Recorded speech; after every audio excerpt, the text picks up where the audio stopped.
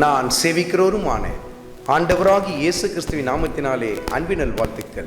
கிறிஸ்து இயேசுவுக்குள் மிகவும் பிரியமான அன்பு சகோதர சகோதரிகளே, சங்கீதத்தின் புத்தகத்தில் 90வது அதிகாரத்தில் 16வது வசனத்தில் உமது கிரியை உமது ஊழியக்காரருக்கும் உமது மகிமை அவர்கள் பிள்ளைகளுக்கும் விளங்குவதாக. கர்த்தருக்கு ஊழியம் செய்வது என்பது எவ்வளவு பெரிய பாக்கியம் தெரியுமா? ஏனென்றால் அவருடைய கிரியை ஊழியக்காரர்களுக்காகவும் அவருடைய மகிமை அவர்களுடைய சந்ததிகளுக்காகவும் வெளிப்படும் என்று சொல்லி கர்த்தருடைய ஆவியானவர் சுட்டி காட்டுகிறார்.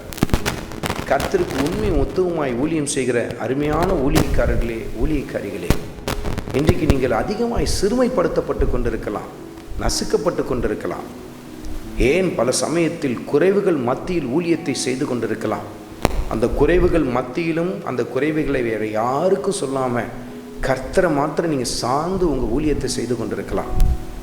ஆனால் கர்த்தருடைய ஆவியானவர் சுட்டி காட்டுகிறார், கர்த்தருடைய கிரியை உங்கள் வாழ்க்கையில் வெளிப்படும். அது மாத்திரமல்ல, கர்த்தருடைய மகிமை உங்கள் சந்ததிகளுக்குள் வெளிப்படும் என்று சொல்லி கர்த்தருடைய ஆவியானவர் எவ்வளவு ஆச்சரியமான ஒரு வாக்குத்தத்தத்தை நமக்கு கொடுத்திருக்கிறார் பாருங்க. இன்னும் உண்மை உத்துவமாக கர்த்தரை சார்ந்திருந்து ஊழியத்தை செய்ய ஆரம்பிங்க. உங்கள் குறைவுகள் மத்தியில் யார்கிட்டையும் கை நீட்டி கடன் வாங்காதீங்க, அல்லது பேங்க்கில் போய் லோன் எடுத்தேன் அப்படின்னு சொல்லி செய்யாதீங்க. முற்றுமுடிய கர்த்தருடைய நேரத்துக்காக காத்திருக்க ஆரம்பிங்க. உங்கள் ஊழியத்தில் ஏற்படுகிற பிரச்சனைகள், போராட்டங்கள், அவப்பெயர்கள், இவைகள் நடுவிலே உங்களுக்காக நீங்களே வழக்காடி கொண்டு இருக்காதிருங்க. அந்த நிந்தை அவமானங்களை தாங்கி கொண்டு ஊழியத்தை தொடர்ந்து செய்ய ஆரம்பிங்க. கர்த்தருடைய கிரியை உங்கள் வாழ்க்கையில் வெளிப்பட ஆரம்பிக்கும்.